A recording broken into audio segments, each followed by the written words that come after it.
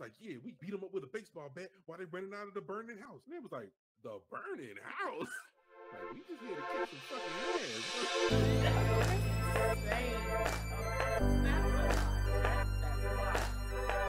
ass. Hello, everybody, and welcome to Sips and Scripts, the podcast where we make a cocktail and talk about one of our favorite films from the past and present. My name is Kayla Rose, and I'm an entertainment blogger at InMyTheater.com. Hi, I'm Kirsten Jackson, and I'm a blogger and cocktail influencer at LowCountrySocialite.com. Hello, everybody. I'm Terrell Bernard, and I am a film enthusiast. Yes, welcome everyone. Welcome. We are back again. We talking about a little party. It was a little party. wasn't too raucous and anything like that. But I believe it was. A little house party, Kid and Play and some of his friends. Apparently, Kid and Play is a real. Some of their friends. Them is real rappers. Yeah, Kid and Play are definitely real rappers. Yo, we got Resident Baby Girl. Oh no! And that cute baby's first house party. Oh, I like the movie. It was real cute. It was real cute. So you had never seen it before? Mm-mm. Oh no! It's like so every day, week to week, you just get further and further from God's grace. Yeah, no, this is my first time seeing it, and I there were some problematic moments, but the movie as a whole was really good, and I was like, oh, I could see why people like these. Yeah, I could see why people like these. Yes, it is definitely a classic. Now, I was talking with y'all consider this a hood classic, real quick. Y'all consider this a hood classic? Y'all don't? No, I don't. Why? I feel like it depends on what you, again, it depends on the definition you give hood classic, because I'm sure there are a lot of people who would be like, it is a hood classic. I agree. If you from the hood and didn't see this movie in the 90s, or I'm about to ask my resident movie expert.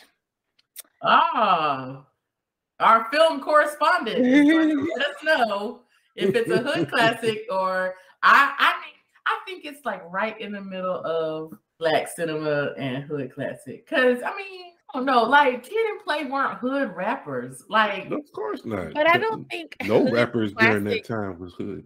Necessarily means you're from the hood, so it's classic. I think a lot of people, but it's about hood life, and that I think if the people in the hood respect it, that makes it a hood classic. If you get respect from the hood, it's a hood classic. Okay, it's not. But I really think it depends on what you think a hood classic is. So, like, when you go on to Google, right? And I know Google's not the best thing to be like, this is a hood classic. But Google's all right in my book. Poetic. Really? If you're listening, Google. Google's always listening. I know that's right. Movies like The Freedom Ride. Well, yeah, I would see why that's Friday After Next, Poetic Justice is up here. Like Dangerous Minds. Like, yeah. And like, to me, I wouldn't call that a hood classic. I would. It was about education, but those kids were from the hood. No, the hood didn't embrace that movie. Does it matter if they're from the hood, though? And then were the people in this movie not from the hood? They was from the suburbs. Yeah, they were from like black neighborhoods. Okay, so here's what it says. They put House Party under comedy hood. Okay. Now that I'll go for. When you look at hood, I typed in hood classic movies, and under comedy hood is House Party. Okay. I could go for that. Okay. It's tiers to this hood classic. The hood classics. Okay. All right. I'll go with that. I respect that. Okay. But I don't respect you, Kirsten, at all. I don't need your respect.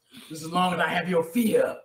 Yeah, they got little subcategories: hood biopics, thriller hood, romantic hood, action hood, crime hood, drama hood.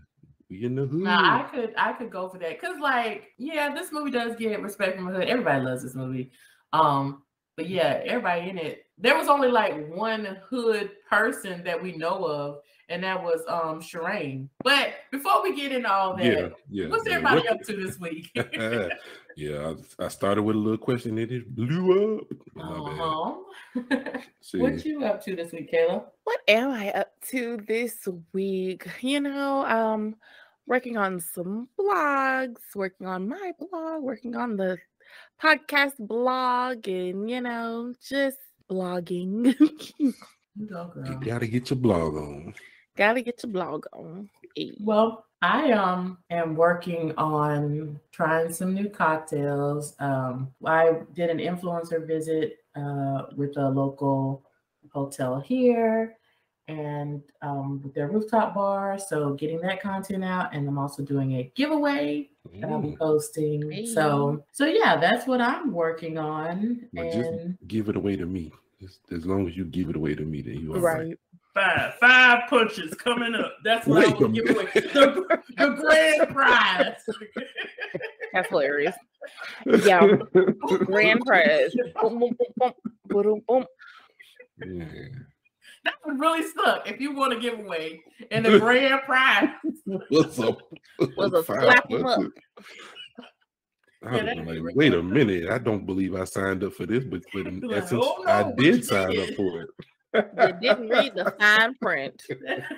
Always read the That's right. Print. Learned a lesson, a valuable one. Terrell, what you working on this week? I'm just working on work. I'm just basically working with these kids. They got one of them got a field trip coming up. He's going to the Alamo. Ooh. Yep. You got to remember the Alamo. Do you live in San Antonio? Mm-hmm. Yep. Oh, yeah. I went to Alamo when I visited San Antonio, and we went to this wonderful area where we had some real good Hispanic food. And I was like, ooh, I could get used to this. Sound like you just went anywhere in Texas. Well, anywhere, especially in the San Antonio area. Went to this one place that had some good Mexican food, and it was real authentic. Like, yeah. I want to say it was right around the same area, because isn't Ripley's, believe it or not, over there by the Alamo too? We went to the Alamo, and then we went to Ripley's, and then we went somewhere. It kind of was like a flea market.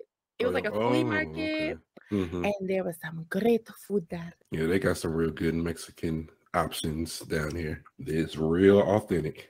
Straight from Mexico. Right. Be somebody grandma in the back just not doing it. Yeah. All right. Shout out to all the Mexican grandmas out there. Putting their foot in them tamales. Wow. Okay. So, well, Kirsten, what are we sipping on today to pair with this house party film? So, in the film, there were like 2 drinks that were mentioned like at least more than once. The first one was that Dick Gregory, and they kept saying it, and I was like, I have to look that up, see what the hell that is. I had no idea comedian Dick Gregory had a poppin' diet fad back in the 70s. Yep. And this shit look gross. But people online, I look online, people were like praising it, like, oh my God, it works. And so I saw like they sell it on Amazon now, but they're like, it's not the same formula. And whoa, really? Yeah. Like y'all been tampering with his formula. We know you. Stuff used to have crack in it back in the day. So that is true. Like a little cocaine on top of it. Oh man. You be real skinny by summer. But yeah, it's like this Bahamian diet drink that's, I guess like got Caribbean fruits and stuff. And I was like, I ain't doing that. That's Oh, he got a book. Yeah, it was like this whole program, like the diet drink and the book and like the diet program. And he was known for like his aggressive fasting. So like, and people still like subscribe to his stuff. That's in death. Gregory is. Yeah, because Dick Gregory, he died like a few years ago, right? He died in 2017. Yeah, 2017 is what I read. I definitely know his face. Yeah, the old man comics. Yeah. he did a lot in his life. He was an activist. He was fruit, comedian, everything. Yeah, because I was like, I know who Dick Gregory is, but I had no idea about the diet stuff. I was okay. Well, all right then. I know he would talk about health and like health management a lot, but it might work. He lived to be 84, so you know what? Might need to check it out. We're doing something right. Oh hell no! But that should look nasty. But and it's different. So whatever he was sipping on went with him in the grave. But the other drink that they talked about a lot in this movie was Kool-Aid. That whole scene about Kool-Aid. Oh my goodness, that boy was pouring it up. Bruh. He dumped the hell out of that sugar. And it was that slow pour too, so you know that shit was accumulating at the bottom like a big old sugar chunk down there. You gotta stir up. You got to get down there with the spoon, the big spoon. And get to stirring that thing. And drink Kool-Aid now, you go immediate diabetic coma. Yes, just immediate. I don't care if you have diabetes or not, just diabetic coma. Man, that Kool-Aid was tough. You can either drink it, pour it on your pancakes, whatever you desire. It was sweetness. So I was like, well, you know what? Let's make a cocktail called Killer Kool-Aid. Killer Kool-Aid.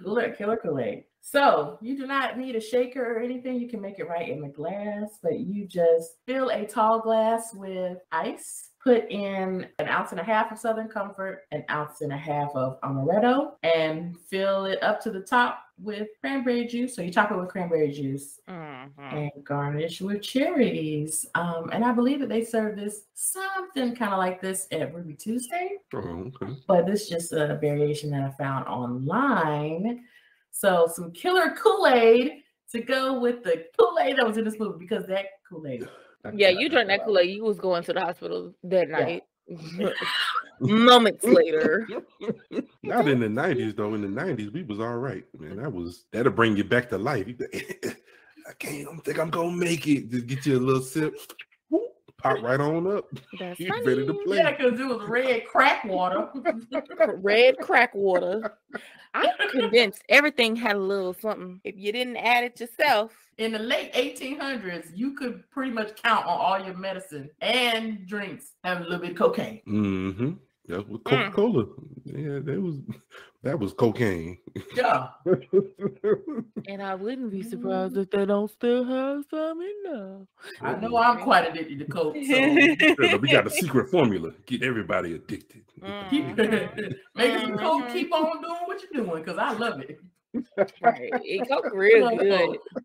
I pray about the sugary grip that Coke has on my neck. Oh Lord. I love it. A little soda. Really? You still drink Coke? Oh my God, yes. Yeah. I don't know. Only soda I drink is, my soda of choice, the Sprite. I can't stand Sprite. Sprite has changed their formula.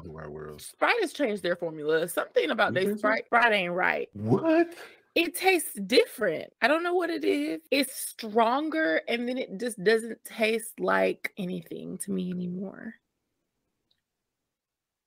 That really hurt. That hurt me right here. Yeah, that's what the moment of silence was for, because Terrell was slowly dying inside. Yeah, no, I don't know what it is, but Sprite to me tastes like they changed their form. It got really, really strong to the point where, like, when you opened it, it was just like, what? Like that first swig hurt. Terrell, you only like Sprite because you like basketball. I believe it was propaganda in the 90s. You ain't lying, because they have everybody play basketball or like basketball or watch basketball. Drinking Sprite. You had to drink Sprite. Man, no commercials. That shit was some smart marketing though, because it worked.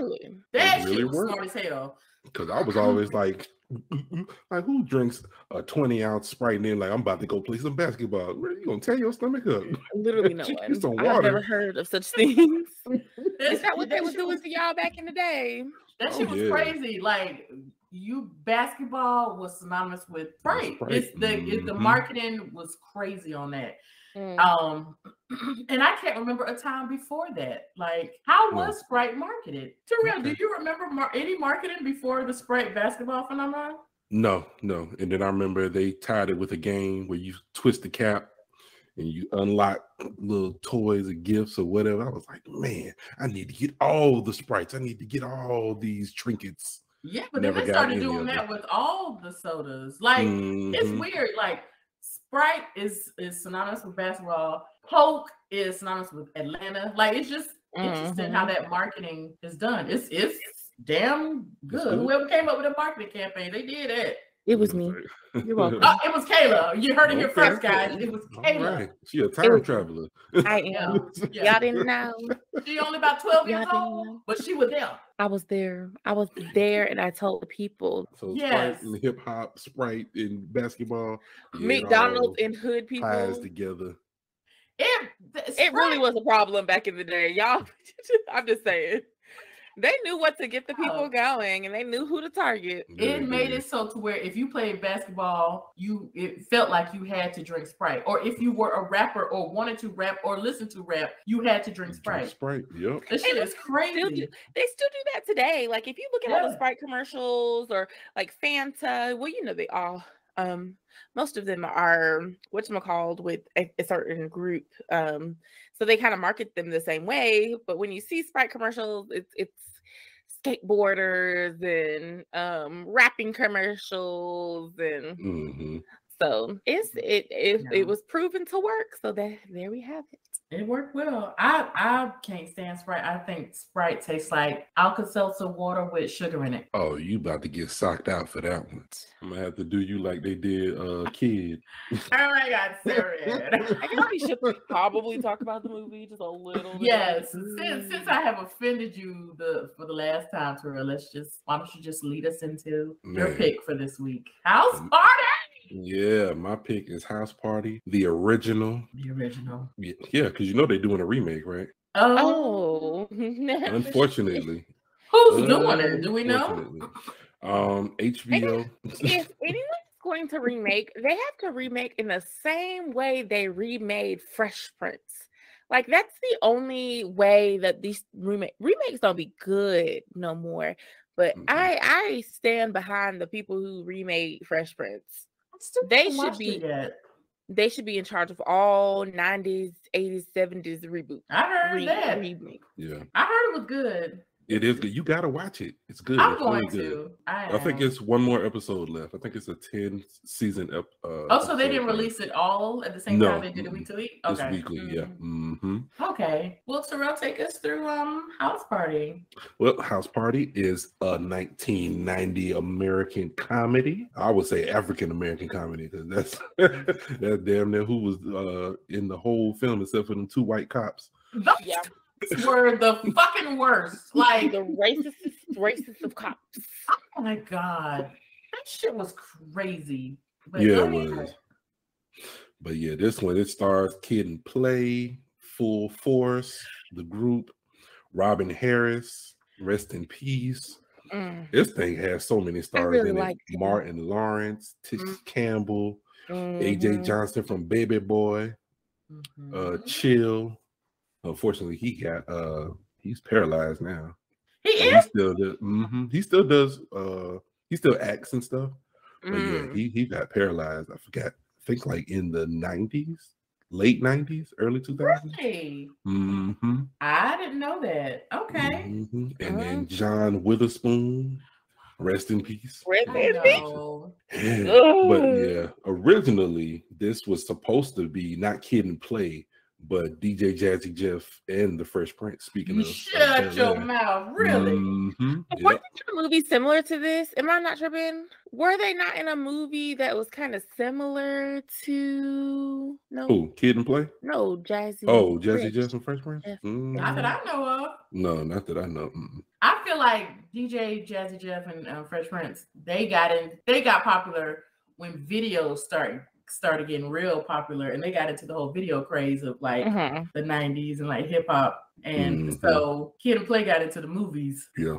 I love this movie. This is one of my favorite movies. Of course, I didn't watch it because you've always wanted to have a house party. I sure did. Matter of fact, I'm about to tell an embarrassing story about my damn self. Oh, let's hear it. We We love to hear it. Go ahead. House party was hot. I was like, man, I want to have a house party. I think it was my 13th birthday or something like that. 13. And I was like, I'm going to have a house party. I drew up one flyer. And when he say drew, not that he, hey man, this was the 90s. And on the computer, he drew it. Literally drew it with pen and paper. With these two hands, I drew it. That's funny. I was telling everybody, yo, I'm having a house party. This is gonna be a house party. I think this was after house party 3. So I'm like, this is house party 4. Oh God. Oh, everybody come out. That man, was it's gonna be tight. I was like, man. I invited a whole bunch of people. I was like, yeah, we're gonna come. And everybody I knew lived either on Fort Stewart or in Hinesville. And I lived outside of Hinesville in Allenhurst. Allenhurst. No one knows where Allenhurst is. Nope. Yeah. And barely ain't nobody had no Google Maps. For those of you who don't know, me and Terrell live like right down the street from each other. So like within walking distance, easy. But our high school was like 20 minutes away. 12 miles away. Yeah, it was a whiles away. Yeah, so everybody lived in town and we lived out in the country. And this was before from Allenhurst. Google Maps. Yeah. So you did literally have to draw a map to how to get there. Like just take 84, take it east. And when it ends, then you make the left, and then you go around the curve and over the train track. Over the railroad track. Yeah, boy. Had to get over the railroad track. You ain't going to my house if you don't go to the railroad tracks. That's right. Even if you go through Walkouttville, you still had to go over the set of railroad track to get to the house. Yeah, you cannot escape from tracks. Yeah, no. Yeah. Them puppies did not show up for your house party, did they? No one showed up. Not even my dear cousin, who stated that she lives walking distance from my house, did not show up. No one showed up. I'm calling people. I'm like, hey man, where y'all at? It was like, man, we on the way. I'm like, all right, man. They lied to you. They sure did. They lied to me big time. And the thing is, I don't know about a party. Huh? What's up? My question is, what y'all was gonna do when people started showing up and your mama started asking questions? Oh no, I had permission to have this party. Yeah, no, that makes it even worse. He was set up, he had his little food and stuff. Oh no! I had cooked up it wasn't much food, but it was a bunch of hot dogs and some chips, and I cooked all these hot dogs. That makes it so much worse because I thought you were throwing an illegal house party and no one showed up. You were throwing a permission-based house party and nobody showed up. Do you need therapy? I have a great therapist. I really think he does need therapy because he brings it up every opportunity he gets. Yes, I do. Yeah, and because all you had to do was come. You could have came to the party. If you had came to the party, we could have just hang out. But no, you didn't even want to come to my party. I don't understand. See, there's some healing that needs to happen. I really feel that there is. Yeah, but then I threw the party again, and I was like, everybody, it's at Kirsten's house. And then all of a sudden, everybody showed up to the party. I was like, I throw my damn party. Look at your ass. You throw your party. Okay, Terrell. Okay. I got the speakers. Because I was just joking with your ass before, but I really think that maybe you do need to see a professional. Man, oh my gosh, this movie has opened wounds. It really has. It's cut deep through this family. So sorry. Man, whatever. But I love this movie. I love it. Yeah. It's a great movie. It's fun. You don't see movies like this anymore. It's just, it's not a movie about anything. It's about a movie about two kids in high school throwing a party. That is all. It really was like the Black Ferris Bueller. You think so? I think so. Because there's like not really a plot.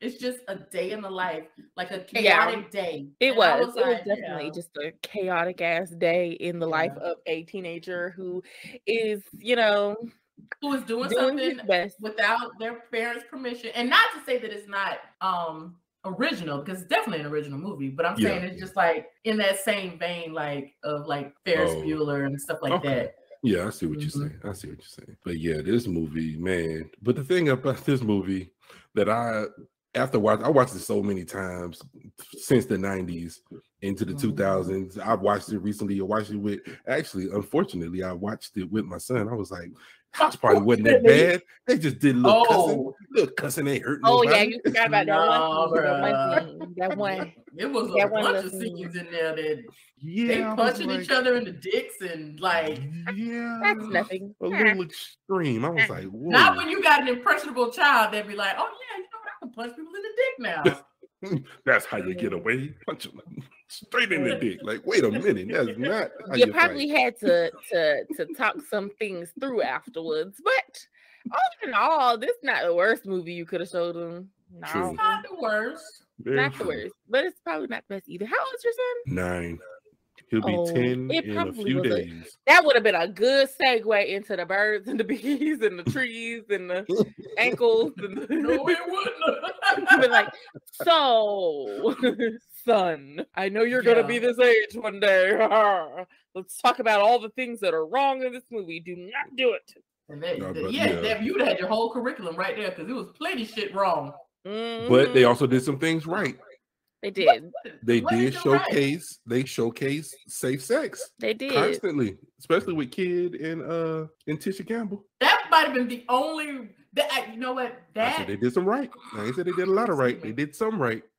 That was one of the few right scenes. Like another scene that I thought was right, and I really enjoyed, and I did not pay attention to the first time around. I mean, or the second or third, because I'd have seen this movie 1,000 times. But I loved how, like, when Kid crashed that adult party, and then the Full Force guys came through to kick his ass, and then the cops came, and how the adults, like, I was like, you know, I just love Black people so much. I love absolutely. Like, and they like took up for those kids and was like, you know, you're not arresting them. We are not pressing charges. These kids, they need some discipline. They do not need to be in prison or in jail. And I was like, people don't do that anymore. No, they want everybody in jail. That community-based, like caring for people and like being like, these kids, like these are my kids. I might not know who these kids are, but I'm the adult in this situation. These are my kids. Yep. And I just loved how they took up for those kids. And I was like, that was beautiful. I never realized how beautiful that scene was until I watched it this time. Yeah, it was really good. Thing you kind of gloss over because like I just want Kid to get to the party. I just when is he gonna get to the party? Get to the party. Kid couldn't get nothing. Them boys was on his ass. Okay. Yeah, they was. Goodness gracious. Can we talk about them boys? Number one, first of all, they all super duper grown. Yeah, they're brothers. Okay, so yeah, but also I'm assuming. Okay, which one is Kid and which one is Play Lord? Kid is the one with the high top fade. Yeah, Play is the one. Is Play also their brother? No. Oh no. Because he looked like them a little bit too, and I was just like, "You racist? You think Black people with big lips? You think Black people with big lips look like?" They all four of them looked very much alike. So what were their names? Well, you got Bow-Legged Lou. Yeah, Bow-Legged Lou. Be Fine. That's his real name. Paul, no, that's not. I mean, that's persona on stage name. But yeah, that's funny. And look at that sweet little brown baby was like, I'm gonna name this baby Bow-Legged Lou. His name is okay, it's not that much worse. His name he look like a Bow-Legged Lou to me. That nigga name is Lucen. Yep. Lucen George. Oh, wow. So he ain't even. It's another one. He got a daddy who was also Lucen George. A daddy Lucen. And then his siblings was Paul Anthony. Okay. And Be Fine. Let's see. What's Be Fine real name? Brian. And they named that man Lucen. Like we were kind of encouraged to hate these guys. But we loved them. They were full force. Yeah, they were. In the 80s. Like full force. They was definitely a force. They was on the music scene. I was gonna say I need a little education because what's the full force? Let's reel it back. We got Resident Baby Girl. Full Force was a group that they would they were kind of a group by themselves, but they were mostly background to Lisa. They were like, was it Lisa and Nicole Jam, like full force? Yep. Lisa and Nicole Jam. Yep. What's a Lisa? It's okay. I'm a Google. It's okay. You don't have to answer. Y'all need to have to answer. Don't need to answer. What is a Lisa? But they did a lot of production. Like they produced and they wrote songs and like so they because I'm looking at their Wikipedia. They did songs for Patti LaBelle, for Britney Spears. Yep. Backstreet Boys, NSYNC. Backstreet Back. Selena, Lil' Kim. Yeah. So they had some hits. Okay, I'm gonna have to take a little. And they did a lot of songs in the movie. Yes, they did. Matter of fact, the songs that they're dancing to, where Kid and Play and my type of hype. Yeah. I love that song. I love that song. How you can't go to the party and that's your song playing, even though you're trying to beat everybody up? Right? I mean, how you outside talking about that's my song? But Kayla, so have you never heard of Lisa? No. Well, it's an 80s cut. I mean, it's 80s, so it's before it's all right. It's all right. But she, ooh, baby, I think I love you. She probably know the song. Head to toe. Not who sing it. No. Okay, I will definitely do a little history lesson after the podcast and go check out all of these people. Well, because the only people I really, really know from this movie are Tisha Campbell, John Witherspoon, Clinton Powell. Right, he had a little cameo up in there. Yep, Martin. You know Martin. But you know what? Of course. Martin okay. Lawrence. Just checking. I was like, I love me a little Martin Lawrence, and that's it. There will be no need for you to take a deep dive history lesson because Terrell is going to make a playlist, yes, and you can just enjoy that. I can check that out, huh? Yes, and we have a new segment that's not part of the podcast, but part of the after show. We keep the party rolling. Okay. Our resident music advisor, Terrell, is going to make playlists for every episode themed with music from the movies and music inspired by the film we talk about. So, yeah. So there will be a house party playlist. And it'll have Lisa and Nicole Jam. Full force. Kid and Play. All of that. And then some. So when the movie started off and he spilled that milk on that man, y'all. Yeah, because they were all men. Them boys started talking. When they started talking, I was cracking up. I was like, why is he talking like this? Why does he have on this shirt that is like cut like this and cut like that? Where's the rest of the shirt? That was the fashion. That was the fashion. I had so many questions. The fashion that was such late 80s, early 90s fashion. It tattered. You couldn't put that in any other movie because it fits so well there. When you look at it, you don't even know. You turn the sound off and just show stills, and you be like, okay, that's the late 80s, early 90s. The worst thing they did was dressed like that. Yes, the worst thing they could ever done was give bodybuilders a pair of scissors because they just went ridiculous. Cutting them damn shirts up like that. Cut them up. And then remember when they were used to cut the bottom off and it'd be like male crop tops and stuff? Well, it's like, oh God. One thing I really realized about this movie is I don't know how old they were. I really don't. Every single person in this movie looked grown. They were. They were grown. They definitely were grown. And they looked it. This could not have been high school. This had to be the adult seminary because all those kids were old looking. And I don't know if that's just like a tell of the times because people did look a little older back then when they were, high school, middle school age. But these people look like they casted 45-year-olds to play high schoolers. And they possibly did. That's an option. But the thing was like Kid and Play, they were so hot that in that time. And they just wanted to get them in something and they created this movie. It was like fuck they age, man. Let's just make this movie. Yeah. And it worked because the movie's great. Yep. But you want to know something? Kid didn't look that old. He looked like he might have fit in. The rest That's only because he was light skinned with no facial hair. but probably that might be it, because he's really, to me, the only one. Even and Tisha Campbell, maybe it do got something to do with their skin. She didn't look that old in the movie either, but everybody else. Yeah, you know, Tisha Campbell got that round face, and so that kind of make her look a little young. The girl who was her friend too didn't look that old either.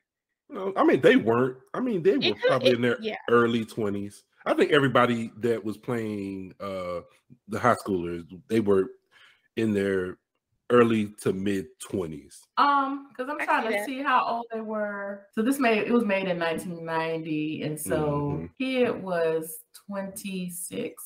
Okay, see, Look what I have found, guys. What is it that you have found? I have found where Swizz Beatz and Alicia Keys threw a house party to pajama jam party. And I bet that shit was hot because I know Terrell is gonna be upset. Oh God, now everything that Alicia Keys touched is just wonderful. It is, absolutely. We love to see it. When she touches the piano, yes. Yeah, but when her vocals touch the mic, not so much. Like all of you to kiss my ass. Hey, I said she could play the hell out of a piano now. She can play a piano. The hell out of a piano, sing the hell out of a microphone. Now, wait a minute, really back. And you cannot tell me any different. Thank you very much. But you know, and even though like they still do this today, but they really, really hardcore did it in the 90s. It's like when something is hot, they try to throw it at you at many, many different angles. So Kid and Play was this rap group, and they did it so much to where nobody can even really name a Kid and Play album. Yeah. Because they put them in movies. They gave them a Saturday morning cartoon. They had a cereal. Like, it was just all this stuff was like boom, boom, boom. And they became more, instead of like a respected rap group, they became very gimmicky. And I mean, I don't want to say they were on a respected rap group, but their personality, they're like the Kid and Play became bigger than them. It was like when you saw them in a movie, like they did 3 house parties. Movie called Class Act. I love Class Act. Oh my God. Love Class Act. Oh my goodness, that movie was so good. And they were much older than they are now, and they were still playing high school kids. Hopefully. Yes. Oh, man. You know what? So I think I have at least seen Kid before. I don't think I've ever seen Play. And he did look goofy. Does that make like... Well, you probably didn't see Play because Play kind of left the group and went on to became a minister. He's a preacher, yeah. A minister. Oh yeah, and Kid left the limelight, but then he came back because I think he started like hosting some show. Yeah, he does that. I would like to know more about such ministry. Christopher Martin, is that his real name? Who he looked like a pastor. Yeah, they're both of their names were Christopher. Oh yeah, both of them were Christopher. Yeah, the two Chris's. Chris and Chris. Yep. He definitely looks like a pastor now. That's funny. To be fair, he looked like one back then. Yeah, he did. He just did like cousin. He was like, wait. Yeah, that little mustache. Yeah. It looked like it needed to be in a pulpit. Yeah. That's funny. So he was destined to go to the pulpit sooner or later. Sometimes, destiny, Okay, so can we talk about the dad in this movie? I thought... we absolutely the fuck can talk about the dad. Hell yeah. Really liked him. He was not like he wanted him to be great. And it wasn't in like a harsh way. Like, yeah, he talked to him a little crazy, something that we might not do to our kids in these days, like cussing at them and things like that. But some, obviously some people do. But like, he really was a great ass father. Like, he was trying to be like, bro, you need to think about your responsibilities. You talk about going to some party, you over here getting in fights. You need to be focusing on this schoolwork and stuff, chasing behind girls and stuff like that. And like back in the day, I could see why I would be like, damn, his daddy don't want him to be great. Like, he don't want him to just have fun and be a child. But like looking at it now, when you got children's to be whatchamacallit for, and you're a little older, you be like, he really just wanted the best for him. Yeah. He really wanted the best for him. He showed a lot of fucking grace in this movie too, because he was like, "Oh, he got one more minute to get back here. I'm gonna wait. And you know, most parents would have been fooling off the handle and been like, where's that nigga at? I'm about to go get him. I'm about to blah, blah, blah, blah. And he when that joker said a minute don't take that long. That thing, Robin Harris was hilarious. Oh my goodness. I don't know if any of y'all have seen his stand-up, but his stand-up was great. It led into Bebe's Kids for him. Unfortunately, he wasn't alive to voice the role of himself in Bebe's Kids, which I didn't know until much later. It's long been said that Robin Harris crawled so that Bernie Mac could walk. Really? Yeah. Their comedy styles was similar to me, in my opinion. I'm not a comedy historian or anything like that, but when I hear Robin Harris, I get shades of Bernie Mac. Yeah, you can tell he's definitely influenced by Robin Harris, which he says he was. I would definitely have to like look at some of his comedy stuff, because he was a comedian. Yeah, it's raunchy though. I don't know if it's not for the lighthearted. He was wait a minute. Yeah, because Robin Harris in House Party, that was like down. Family Man. So first of all, when it was Bernie Mac, I love fucking Bernie Mac, and even though he talks crazy in a lot of stuff, I really enjoyed it. And yes, I just clutch my pearls, but I keep on watching. Okay. Oh, okay. It's funny. Okay. Even though it's problematic, it'd be funny. I mean, if you love Bernie Mac, then you will love Robin Harris. Like, well, I'm definitely gonna have to check him out, because I love Bernie Mac, and I could tell he was funny. Like, Robin Harris had to have been funny. The real question was, in the movie, was he drunk the whole time? No, he worked. He was working. You drunk with tiredness from work. Yeah, he was. Because even at the beginning, when kid gets up and then he goes in to say goodbye to his dad because he's about to go to school, his dad passed out with his work boots still on. So he takes his work boots off. Like, that man was working. He was, matter of fact, when kid got home from school that day, he was like, "Oh, don't get on that phone. I'm waiting on a call for some overtime." Yeah. He was trying to work his ass off. I'm asking because, like, when he got home from school, and maybe it was his eyes, because the way his eyes were shaped or something. He just looked like he was always like. That's just how he looked. That's look. How old was he when he died? And how did he die? He was not very old at all. And he had a heart attack. Because I just looked this up. He had a heart attack. Right after a show, his brother found him in his hotel room, and he died. 36. That's so young. Sad. And I'm only saying that's so young because I'm just a little bit older than that. And I couldn't picture myself like all of a sudden I'm just dead. I'm like, whoa, wait a minute. That's crazy. So young. That is like, have they ever explored that and tried to determine why that happened? Like, maybe heart condition, or maybe his lifestyle, was he drinking or drugs or something? Like, cause that is so young to die of a heart attack. Yeah, it is. Oh, let's see. Yeah, because he got very popular. Like, he had the comedy special, and then they made Bebe's Kids, and then the House Party franchise, and he did not even make it to the second House Party. He he died 9 days after this movie came out. Matter of fact, he died 9 days after it premiered. Okay, it said he suffered from a previously undetected congenital heart disease. And let me tell you why. Okay, this will actually bring me back to how he looked. You know, a lot of time when people have some type of like heart disease or anything, their eyes will his eyes looked a little yellow. No, y'all didn't think they did to me. They were like buggy and yellow. And I feel like that probably was some signs. And that's one thing that I hate I mean, back in the day, up until nowadays, like we don't always recognize the signs of things being wrong. And then when you go to the doctor and be like, hey, I feel a little off, they'd be like, you better lose some weight, you'll be all right. And they probably could have detected this sooner. I mean, I did sooner. Yeah. But I think that's the problem with healthcare when it comes to Black people, period. Because I was watching a John Oliver, he was talking about healthcare and women, Black women, and how they're treated in healthcare, and how Black people as a whole are treated. Like they think of our physiology as being different than white people. So they treat us differently. Oh, they can handle a little more pain. If you tell them, oh, I feel a little off. Oh, you're all right. Yeah, lose some weight. Take these and come back to me in a couple of weeks and tell me how you feel.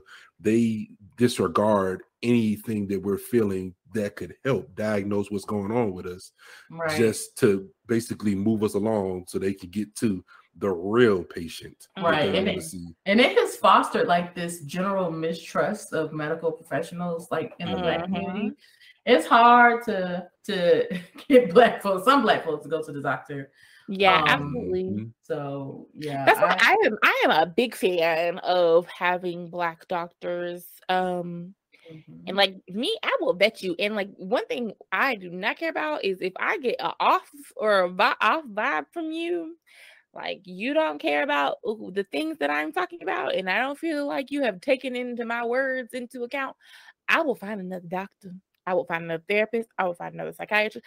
I will find another before I continue going here and not getting the treatment that I at the level that I believe I deserve. So yeah, because that's that's something that a lot of people don't know or don't think about, is that you are, or you should be, an active participant in your healthcare, and you have the right to vet your doctors, to decide who is, the best to give you care, and to ask for a second opinion. All of that stuff you are able to do. But yeah, you are people. You deserve, you deserve proper health care. Yeah, we do. And it shouldn't cost us an arm and a leg. That's a whole other story. Welcome to the political part of our podcast. That is a whole nother. Not cost you an arm and a leg to save your arm and your leg. No, it shouldn't. Yes. Oh, it shouldn't, Lord. But yeah, I think that is possible. Like what as far as like this undiagnosed heart condition, we don't know much about his care, but we know that certainly went undiagnosed, because to die at 36 of a heart attack is wild, just wild. Yeah. It's really sad. There were some really interesting things that happened in this movie that I was just like, you know what? Even though I didn't grow up in this time, the movie was made in the 90s, but was it set in the 90s? Yeah, it was. It was because they shot it in like 89, so it's kind of like that fine line between it's still kind of like the 80s coming into the 90s. Well, there were some things that I still kind of remembered from my childhood. We already talked about like the Kool-Aid. I remember making Kool-Aid and pouring in all that sugar, because if you didn't have the right amount of sugar, it had to be good. It wasn't going to be good. But I also remember how Tisha Campbell's best friend, when you went to Shireen's house, how there were just people sitting around watching TV, didn't really... someone on the phone, everybody else just in the living room, being in each other's presence. The sister's like, I'm about to come back and sit on the stoop. And she's like, if you move, you lose. And I was just like, this is like peak 90s, being around friends, being around family. And you don't get that too much in the days. Don't nobody sit on the stoop no more and just chill and hang out and just be great. And then you just go over to your family's to your friend's house, and it feels also like family. It's just we don't have a sense of community as much as we did anymore, because everyone's always working or they're always so busy. I wish we could take it back to simpler times where we worked, we came home, and we relaxed. Now you don't really work and come home and relax. You work and come home and it's just so damn tired and stressed out from working all damn day that you just go to bed or whatever. But I know everything about the 90s wasn't great, but like there were some things that I really wish we could get back to. Yeah, there were like a ton of things in just in this movie alone that were like very problematic. However, this movie is like a product of a simpler time. Like, because as far as I can remember, the only guns we saw were from the cops. And then like the adults that had guns in their house when these kids were like fucking with them. There was like one little scene with the gun that I was like, oh, you say. Which one? Where a kid was running away from them people. Hopped over the fence. I was like, he was real nonchalant with it. He was like, I'm getting mine, but I'm gonna get this gun. And then was like, pew, pew, pew, y'all get out of here. Yeah. But it was like the only people that had guns in this movie were like adults protecting their homes. And the cops, like these kids, like I guess like maybe I guess this movie was made before those movies that were like that when the real hardcore hood classics started coming out, like Boy in the Hood. This was before Boy in the Hood. I think was 91, and Menace was I think like 92 or 93. Okay, so it was like these kids, they just partying, and usually like you think of a little teenage house party now, or especially in the 90s, like, oh shit, somebody probably gonna have a gun there. But they just wanted to dance, and they had their little battles. They might tussle a little bit, but they took their battles to the dance floor, and they just wanted to dance and chase behind women, literally like carefree as hell. And Play was so trash. Oh my god, what you mean? What they do? No, he was a trash friend. Play was a trash friend. Person. He was a trash fan. What did he do? What did he do? What didn't he do? Play was awful to his dad. That's the better question. What did he do? Play was trash to his friends. Like he was always getting kid into something. Even like as these movies progressed, because this was a whole franchise. It was like 4 house party movies, right? Yeah, but only 3 of them with kid and Play. Right. But like it was always something where they were like, he would always get the other guys in the stuff. Play, like the way Play treated Bilal with that damn equipment. Ooh, now that upset me. To see somebody putting your stuff into a car and just bamming and jamming it and scratching it up, like, bro, take care of my stuff. I would have whooped his ass. He's a good friend to him at all, though.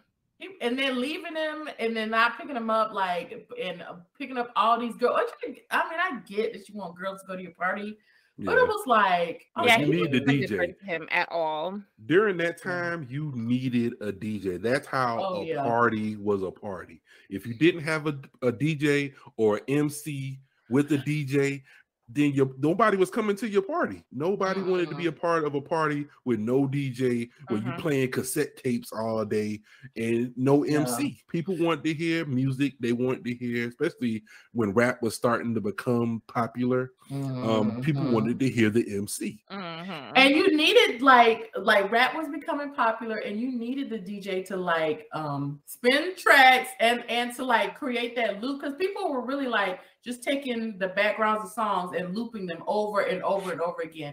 But they needed somebody to do it. And like they would loop it over again and then rap over it. But you needed a DJ to keep the record spinning. And the DJ was king back in the day. Oh yeah. DJ, matter of fact, the DJ was probably more important than the MC.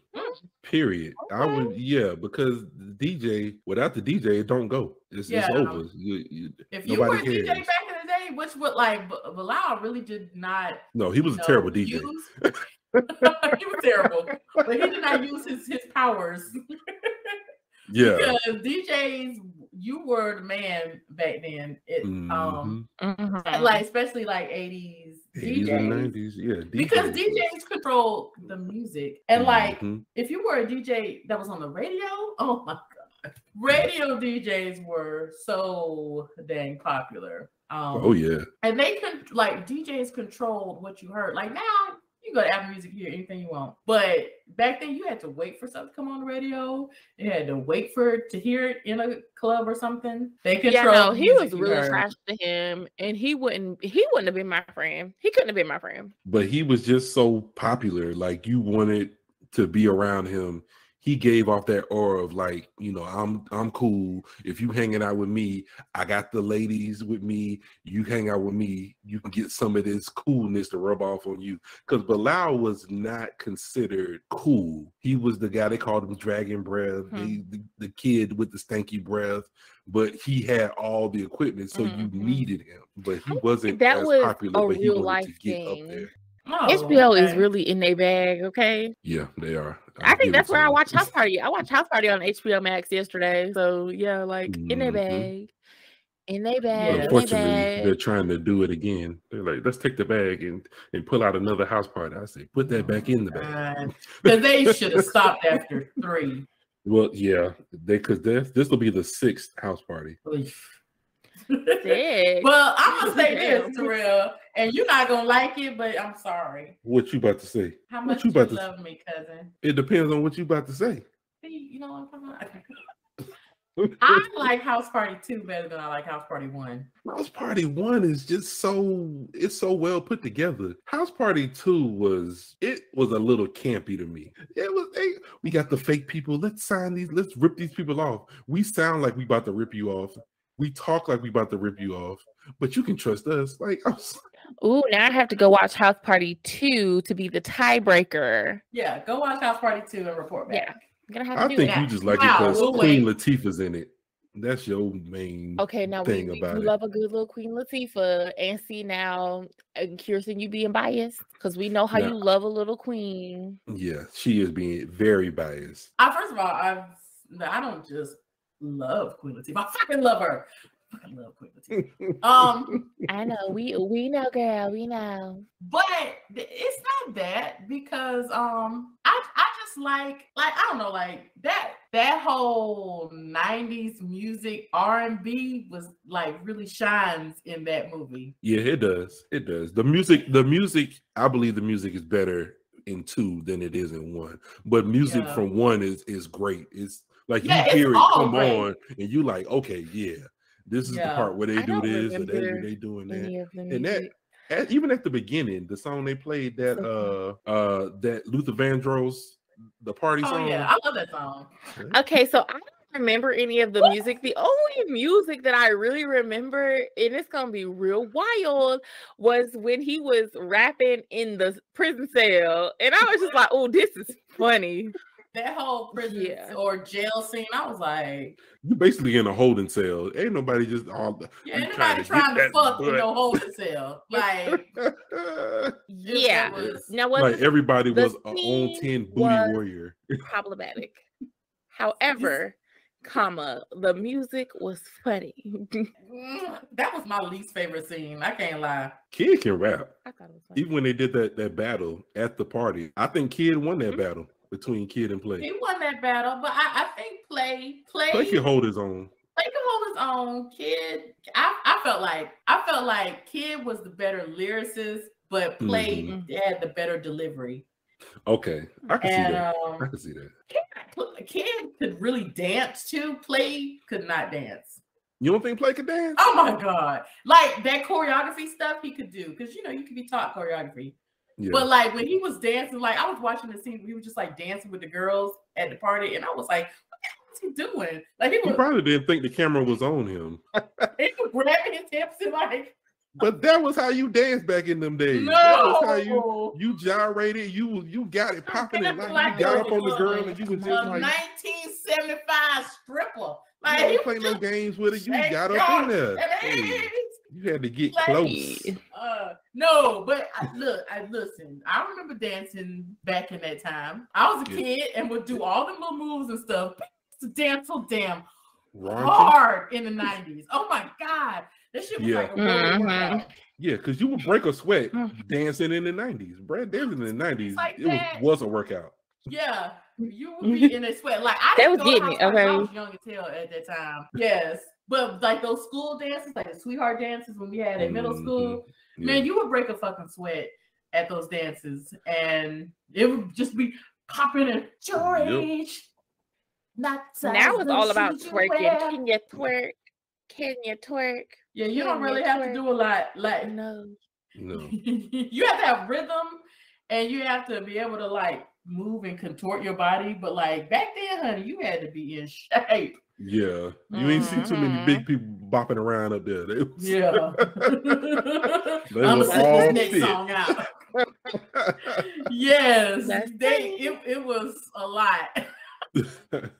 But yeah, but plays. I was watching his moves during them scenes, and I was, what the hell are you doing?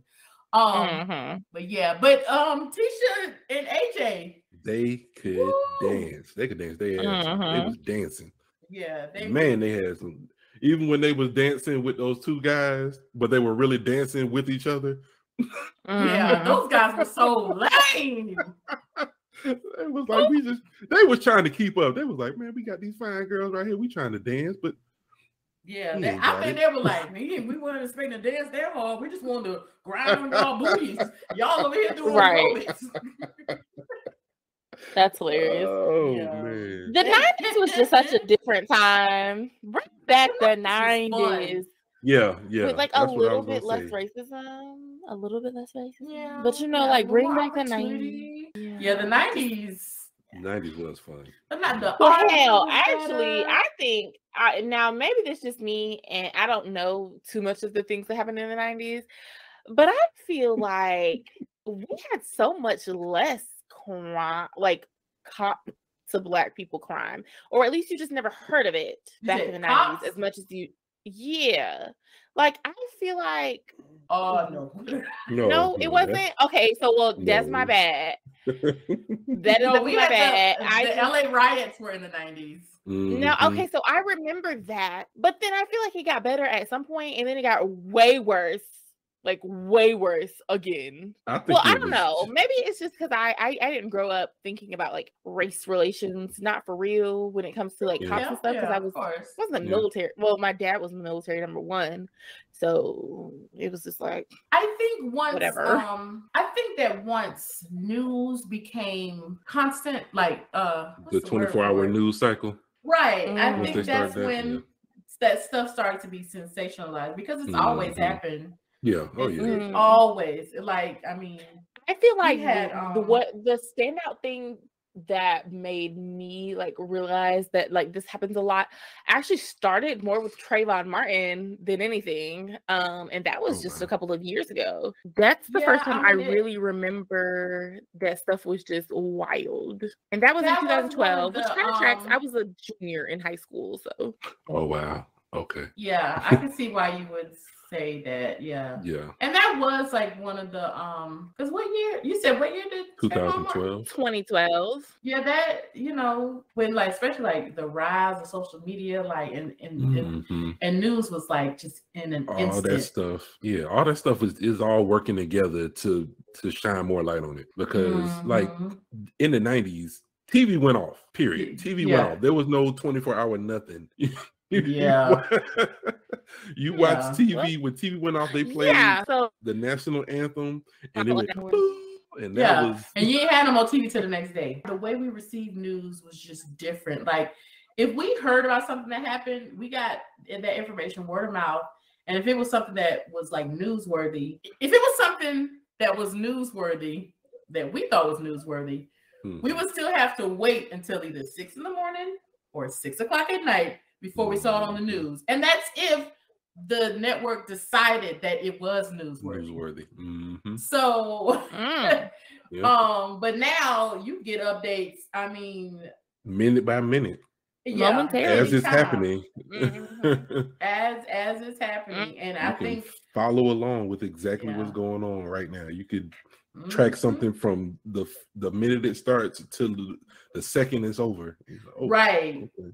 And like the big thing in the 90s, now the big thing as far as like murder and stuff is like this police brutality type killings and stuff. But the big thing in the 90s was so-called black on black crime. Everything was always black on black crime, which it doesn't even fucking exist. It's just crime. You can call it what it is. It's crime. And baby, the closer you are to run people, with it. Nobody calls it white on white crime. Nobody calls it Mexican on Mexican crime. They call it black on black crime because they're trying to point out something that exists everywhere and try to stereotype it to one group of people, which is crazy. And they do it now today still. It's stupid, and it states the obvious because okay, just like you said, there is no white on white crime and no, whatever race and whatever race crime. It's crime. It is crime. But the reason why you can call it black on black crime is because black people almost always live together. So we don't just go out of our neighborhood to go shoot somebody else. Exactly. So because I don't have a problem with somebody else. My problem is right down the street. I know where you live. So if you are going to kill somebody, 9 times out of 10, it's going to be somebody around you. So it was a way to perpetuate white fear, which is something that has always been done. So yeah, but that was the 90s for you. And also throughout that movie, the police, they were over policing that neighborhood. They really hell yeah. And it was the same 2 cops. I'm like, how are y'all everywhere? Probably one of my favorite scenes in this movie was when the dad, because it was funny, number one, and then it got not funny, and then it got real funny again. When the dad, it was the same scene when the dad was like, okay, he got a minute.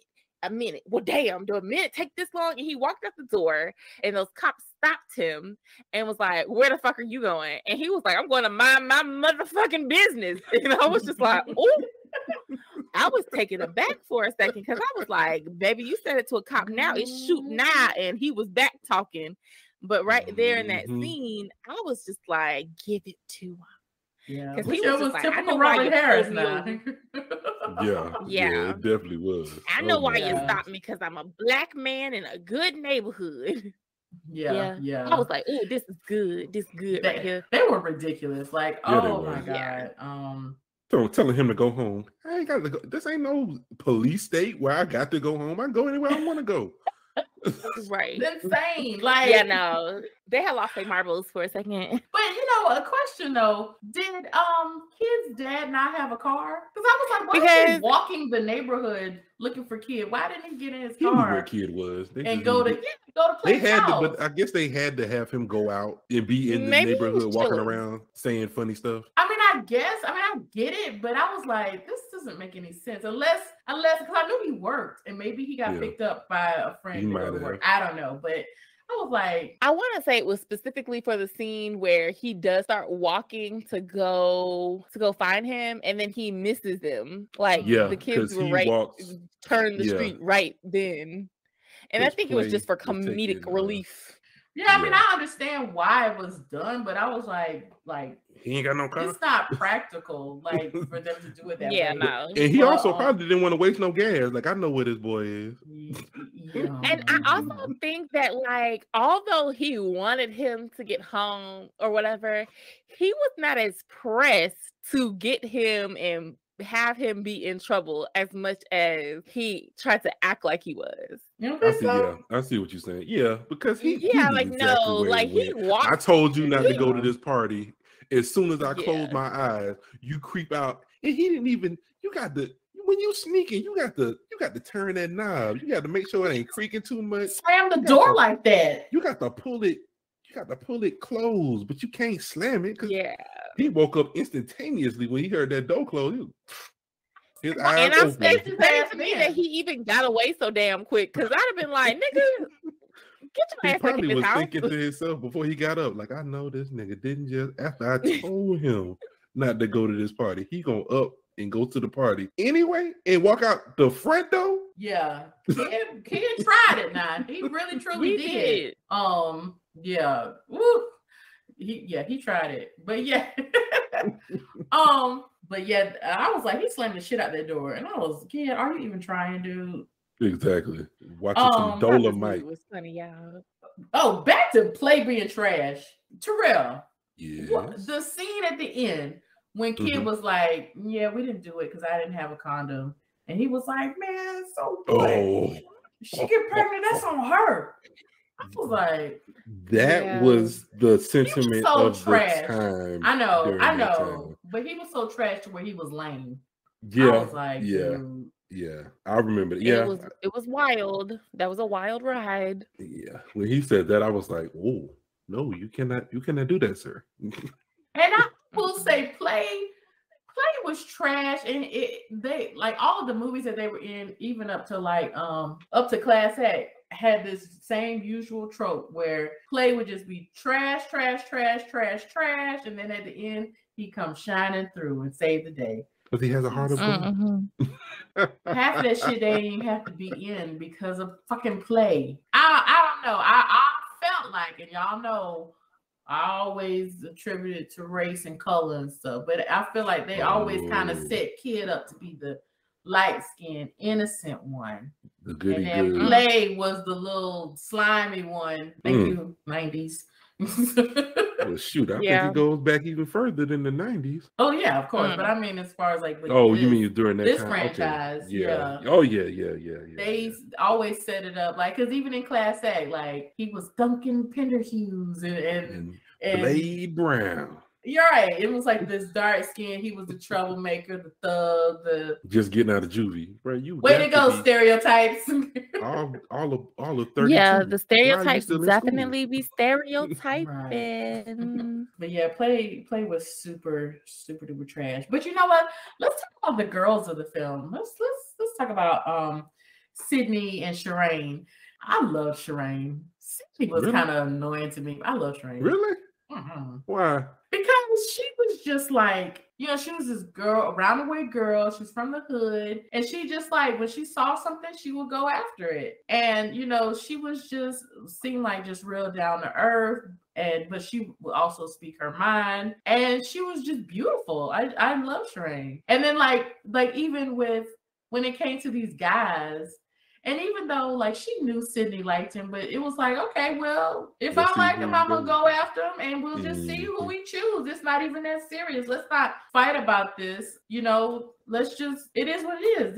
These niggas. But she did. These niggas is niggas. But she did get mad when she found out that. She was.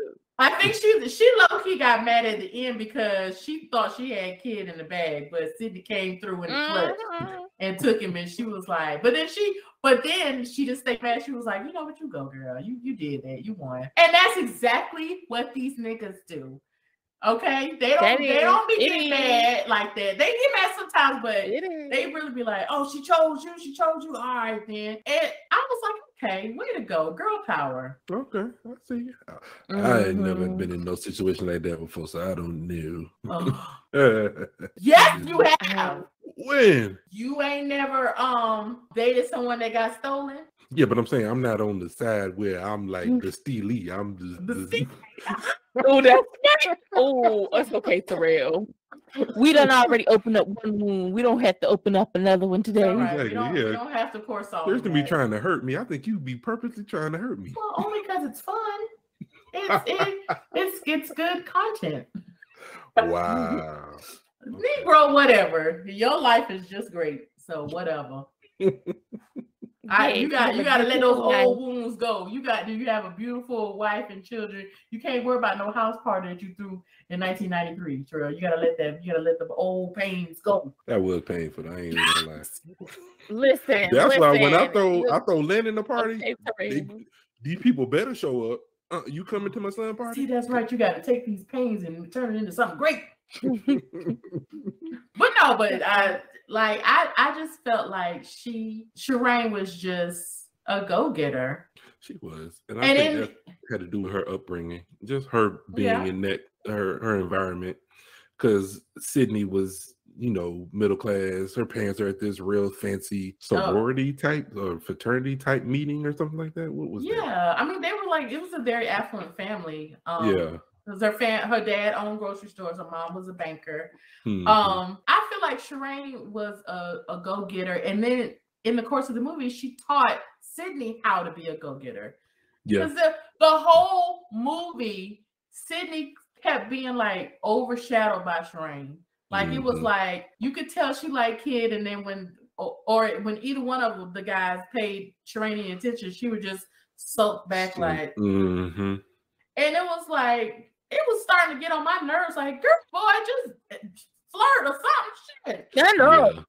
She wanted it to be easy, and it wasn't going to be easy with Shireen there. Shireen would put the pressure on her, and she thought, you know, I'm light skinned, I'm nice, I'm cute.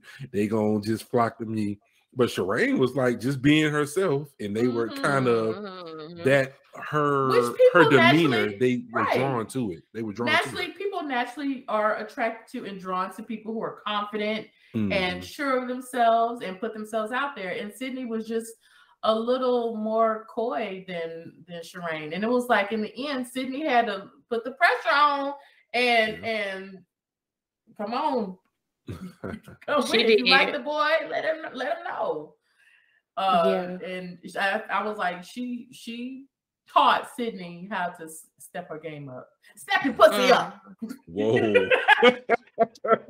Well, alrighty then. I'm sorry. I'm watching a little too much Instagram. I'm sorry. I see. Well, she absolutely did do that, and she got the minions at the end. So I did like that. I thought the movie was really good. Sydney, I really did. Sydney was a good ass friend though, because that scene when Kid's dad came and she stopped him from going up them stairs. Now she had just gotten slighted by Shireen taking Kid upstairs, but she still blocked it. And I was like, because shoot, anybody else would have been like, they up there. They out there. He right up the stairs. I seen him. Go on out there and look. But yeah, she was a good friend for that. She really was. Most people would have been like, the bus, I see it coming. Guess who's getting thrown up under it? Yeah. And like she was even a good friend. Like I was almost hurt for her when he was like, I see you as a good friend. And she was real mad. But you know, I think the lovers make the good friends. And I was like, oh, that's cute. That's real cute. Got it if you want to. Yeah, because Kid was a good kid. He was a nice guy. He was a little. He's a typical kid. Like, but I will say, Play was right on this one thing. The one little piece of rightness he had in that movie was he was like, man, a girl like Shireen, that ain't for you. And it wasn't. Oh my God, it was not. It wasn't. No. Shireen would have ate his ass alive. Oh yeah, because he was too nice. He's too nice of a guy. Yeah. And she would have played on that and got him. Yeah, I would not say that Play was the right guy for her because Play was just just a player. Yeah. Yeah, but Shireen would have destroyed Kid. And not destroyed. But yeah, and he was like, and he was like, that's a girl from the projects. You know, somebody always home. That's not your lane. We didn't talk about Mr. Witherspoon, the great rest in peace. Oh yeah, his little cameo in the movie was cute. I was like, I need to go back in time. I was like, my heart just broke like that. The heartbreak emoji, it just snapped in two. Like 15,000 for that house. A 2-story house. Just about everybody outside of Shireen lived in a 2-story house. Yeah, Shireen lived in a 2-story apartment in the projects. Yeah. And they lived in Chicago too, right? So those houses were those up the 2 stories, but they were spacious as hell too. Yeah. So it was like, you paid this money for it? I think so. That's one thing I never knew where it was set. I just knew it was. I guess I never thought about it. Yeah.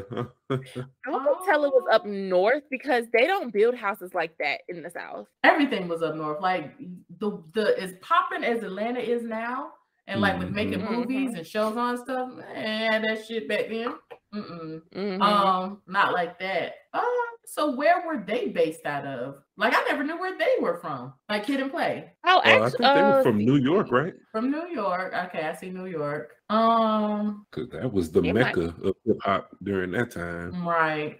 I know. It says it was filmed in LA. I don't know why I picked Chicago. I feel like I thought I read something about it being in them being in Chicago. Because it was nothing to hear. We're going out to LA to shoot a movie. Yeah. Oh yeah. Now they go up the road to Atlanta or whatever. Chicago. Okay, well, That's what I'm very well going then. Yeah, if anybody knows, let us know. Yeah. The movie is a cult classic. Okay, absolutely. Of course. Okay, so it's a 93% on Rotten Tomatoes. Yes, because everyone knows how great this movie is. The Yes. other part that I kept thinking of, which that commercial, that Hey Love commercial, that was actually a real commercial about those albums. God, yes. You got to get your own. Yeah, Kayla, not only would TV go off at night, you would have to be tortured by infomercials like that. All the commercials play all the time. No, we were tortured by infomercials. Tortured by them, yeah. Them shows. Tortured. Okay. Yeah. The only TV that you could get, like if you were a family that was privileged enough to have cable, even the cable networks, they might have been on after midnight, but they only played commercials. They played infomercials. So that's where you bought your mixers and George Foreman grills. George Foreman grills. I know what a infomercial is. Oh yeah? What's your favorite one? Because every child of the 90s has a favorite infomercial. Oh yeah. The Celine Dion one. All them commercials. Man, I used to know them things. You look like you're lying. Yes, you did. But I like the one with Celine Dion. I like Selena. So my favorite is the gospel one with the the Go Tell It on the Mountain. What was that? The Rough Side of the Mountain. Yeah. Okay, wait. I remember that. On the rough side. Yes. And I like the breakfast sandwich. Who in the hell left the gate open? Yes. So I like the music ones, and I like the little food gadget ones. I used to sit watching things like, oh, that'd be now I want, man. When I grow up, I'm gonna get me one of them.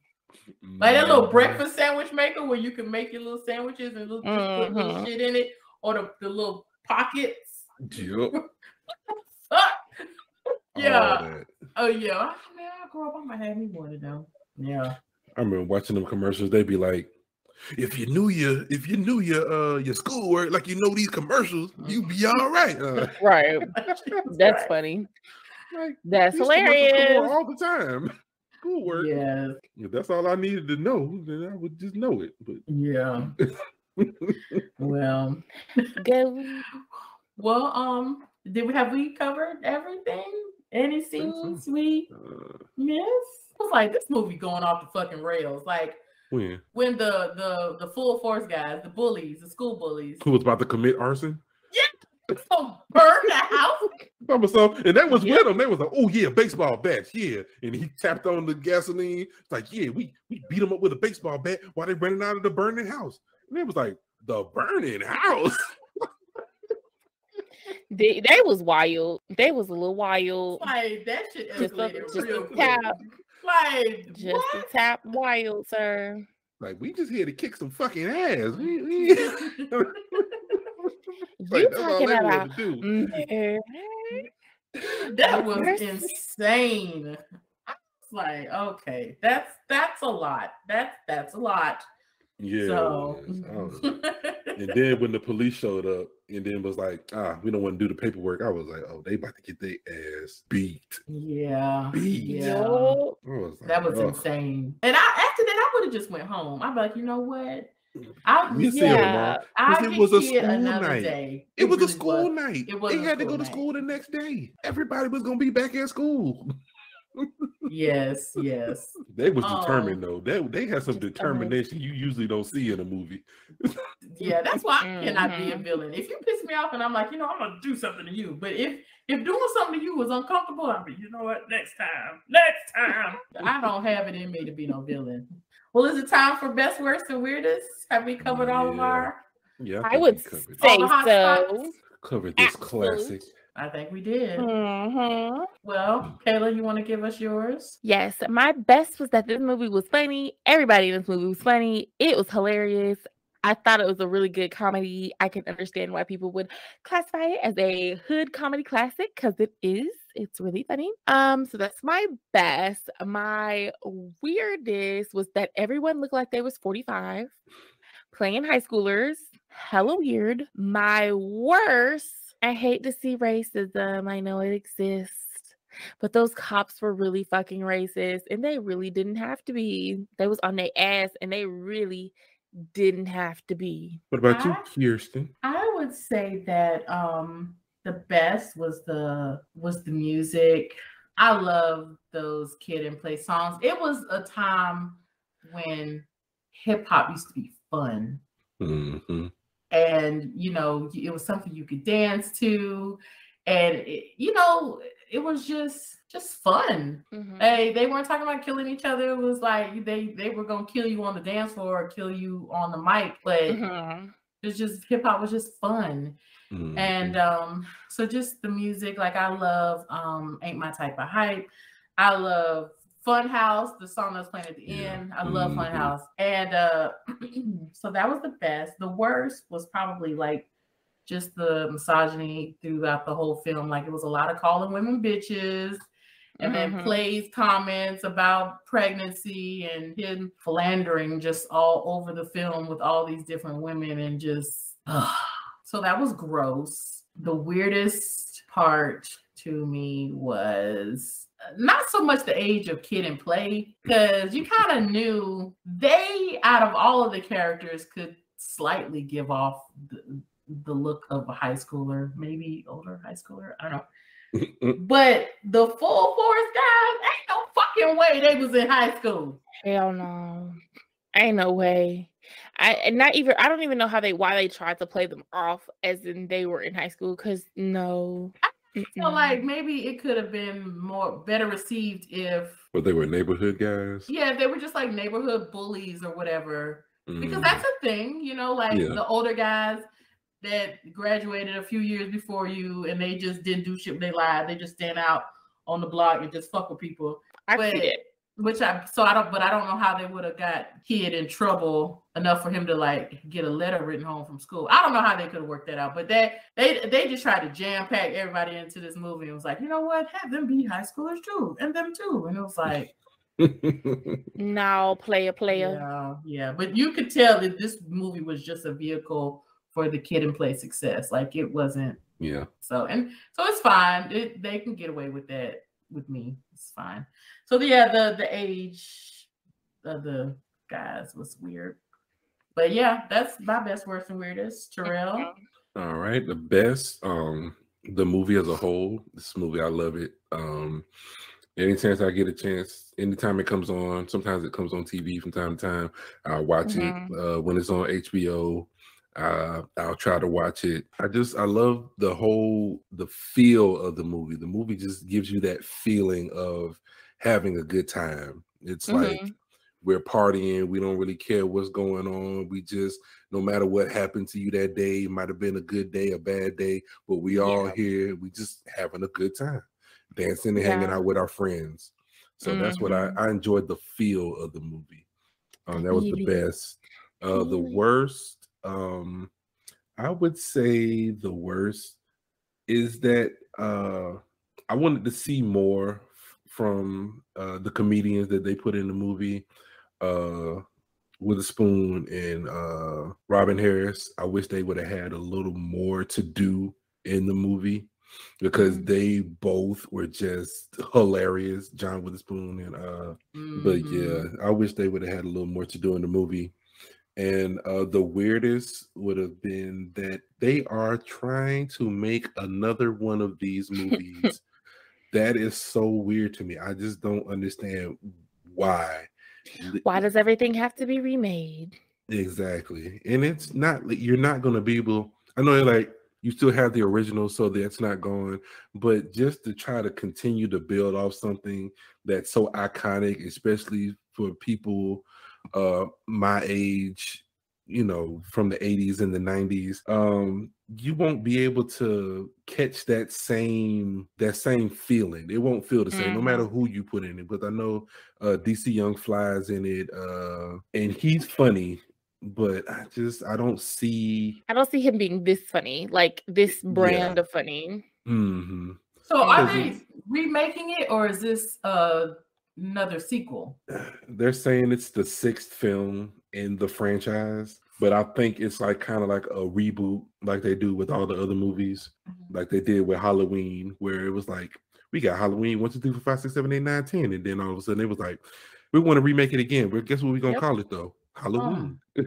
Oh my God. They done Freddie and Jason. They just need to put them on the moon next. Absolutely. They'll be there next. They're on their way. Hey, look, you know what? I can see it. Godzilla versus Halloween. No, imagine you an astronaut, right? And you in the space station, right? And but you can't sleep, and every time you try to sleep, Freddy come. Yeah, that's crazy. No thanks. Put me back on I know Earth, that's please. right. Like, but you can't go too far in space.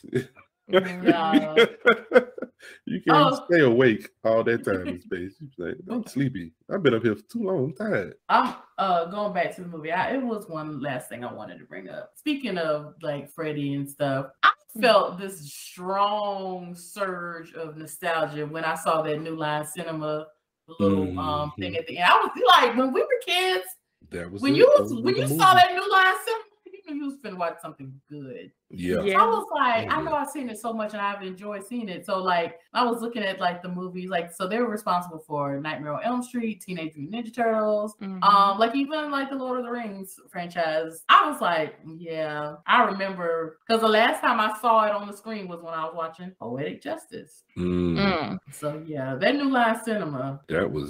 That was a staple during that time. When they came to different films, because it wasn't, you knew you were going to get something that you didn't normally see. Yeah. It wasn't going to be some cookie cutter copy of something you've already seen before. It was going to be something fresh and new and exciting that you would always remember. That was always good to see. Yeah. And the Teenage Mutant Ninja Turtle franchise, we killed that shit. Hey. Wait a minute now. Terrell was the biggest Ninja Turtle fan I ever met.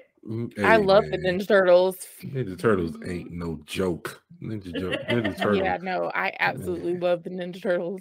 Yeah. Those is my boys. I used to be like, I'm gonna go in the sewer. Oh, right. I'm gonna ride a skateboard around and act foolish. Yes. Give me some nunchucks. The only thing I did that was Ninja Turtles was eat a whole lot of pizza. That's funny.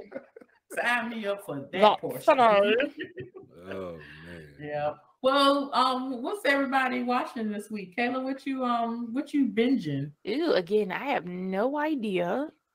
I am still in my 90s nostalgia. I don't know what it is. We can do that for you. I started watching Samurai Jack the other day. Okay. Yeah. Okay. I don't know. That's just where I am right now with my life. I want to watch nothing new. I want to revisit all the old. Yeah, I get like that sometimes too. And then I be feeling like TV and movie overwhelmed. So I'll just be like, you know what? I'll watch my ready steady because I don't know what new to watch. And I don't feel like my brain does not feel like downloading or uploading any more information. Sometimes it's just that I don't want to commit to watching TV, not for real. Like sometimes I just want to have something mindlessly playing in the background.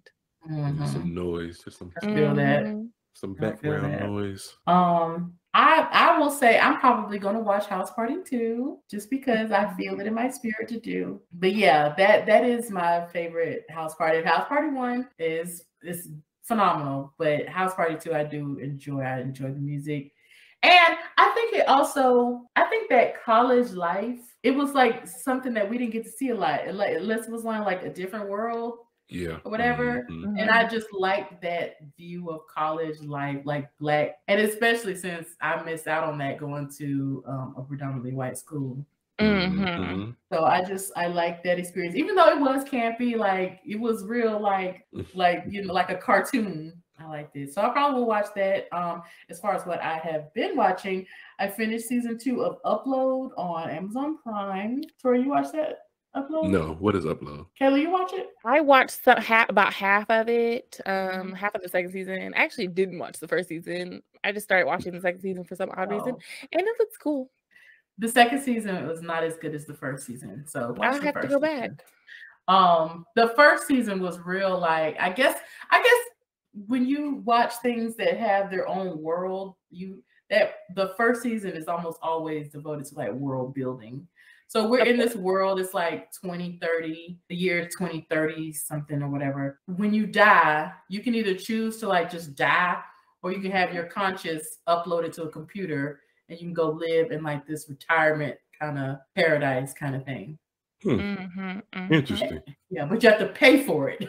So like your loved ones pay for it. And so you can save up money to go to like in so not a lot of black people in this upload, huh? Yeah, not a lot. It's just some rich old white folks. But but the amount of money you have like determines how much gigabytes you get. So there's like unlimited data people. They're like enjoying brunch and like golf, and it's like a retirement villa, whatever. And then like there's like 2 gig people. They're frozen for like 2-3 weeks, and then they data restart, and then they start moving again. It's crazy. It's crazy shit. Wow. But it's good though. I liked it. My honey, I think it was a little too morbid for him. I was like, it's fun. Ain't nobody even dying and stuff. It's just. But he was like, he don't do too well with things that center around death, because it is. Yeah, because you got to die to get there. Right. It does bring up the conversation of death and dying, and which I think is something we could talk about a little more.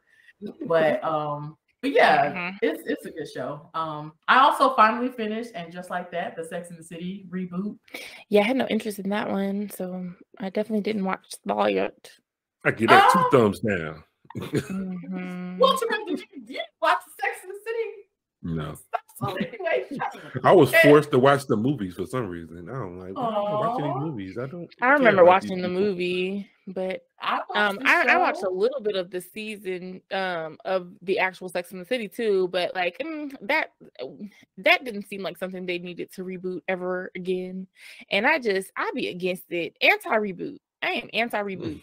Women my age love that show, of course, and older than me too, but like women younger than me expect and deserve. All women deserve more than that show gave. If that does that make sense? Because back then in the 90s, that's all we had. Like there weren't a lot of women-led shows that talked about like sex and like women having agency over their sexual lives and sexual health. It was just Sex and the City. That's it. Now those shows are like a dime a dozen, like women-led shows that are talking about dating and all that stuff. Yeah. So all we had was these 4 white women running around New York City, and there were no black people in sight, which is definitely not New York City, but okay. What you mean? Oh, ass up. Ain't no black people in New York. Yeah, they all moved. They moved out of New York and went to Chicago. They're to Chicago, and they filmed Kid and Plays pictures. And then when you go to Chicago, they all went back to New York. So it's really a matter of chasing black people around the globe. What would they Carmen San Diego? Oh yeah, exactly. But yeah, like that show. So that show was a part of our coming of age, and so I can see why it was rebooted, because people were not letting that shit go, and so they finished the show, and then they did the 2 movies, and people were still wanting more, like zombies, more. Yeah, and even like Samantha, she's like, I'm not doing it anymore, and people were like, why? Do it. So that's what I finished, and you could tell they're trying to like insert diversity where there was none. Of course they are. Oh, of course. And they're doing it so much to where it's almost offensive, but whatever. Whatever. I'm sure it's not even almost offensive. I'm sure it's just offensive. Yeah, like each girl has her own diversity pairing. It's really weird. Oh, everyone gets a Negro. Hey, you get a Negro. You get a Negro. You get a Negro. Literally.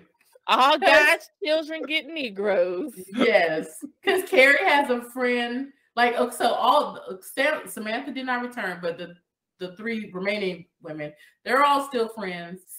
Carrie has a friend that's Indian. Her name is Seema. She has a friend. Miranda has a black friend that's her professor, and then Charlotte has a black socialite friend. It's very strange. That's what I'm watching or finished watching. Terrell? Cool. I am watching Bel Air, of course, still watching that. And I am watching Atlanta. It is back finally after its multi-year hiatus due to, it seems like everyone on that show blowing up and doing major things. Have y'all watched Atlanta? No, I haven't. Really? I want to. It's on my list. Oh, get out of here with your list. I'm going to take your list and rip it up. No, then I won't know what I need to watch. Atlanta is so good. It's so good. Good, and it has been on my list for a long time, and I just never get to it. Have time. The show been out for the longest. They took a 3-year hiatus, and it just came back. But the very first episode of season 3 I watched, oh my goodness, it didn't even have them in it. It was basically like a one-off episode of just social commentary. You have to watch it to get the full view of it. But it's a very smart, really put together show, and I enjoy it. So if you haven't had a chance to catch Atlanta, watch Atlanta on FX and Hulu. Right. I know it sounds like an ad, but it's not. Yeah, that's funny. It was definitely an ad. Thank you for our sponsorship with Hulu, even though it doesn't exist. But it could one day. It could. It could. Well, I think that's our show. Anybody have any other final thoughts? That's not. That is all. Thanks everybody for tuning in. We hope you enjoyed the show. For bonus content and to learn more about the show, you can head over to www.sipsandscripts.com and follow us on Instagram and Facebook at Sips and Scripts Podcast. If you've got a suggestion for a film that you'd like us to talk about, want to add to the conversation, or just want to say hello, DM us or leave us a voice message on our Instagram page and we'll play it on the show. Thanks again and see you next time. Peace. The party's at the fun house. The party's at the fun house. Do a little dance, y'all. Like this, y'all. Like that, y'all. Feel the room. I feel it. I feel it, yeah. Make it all the love. Ooh, ah, ooh, ooh. This party's at the fun house. This party's at the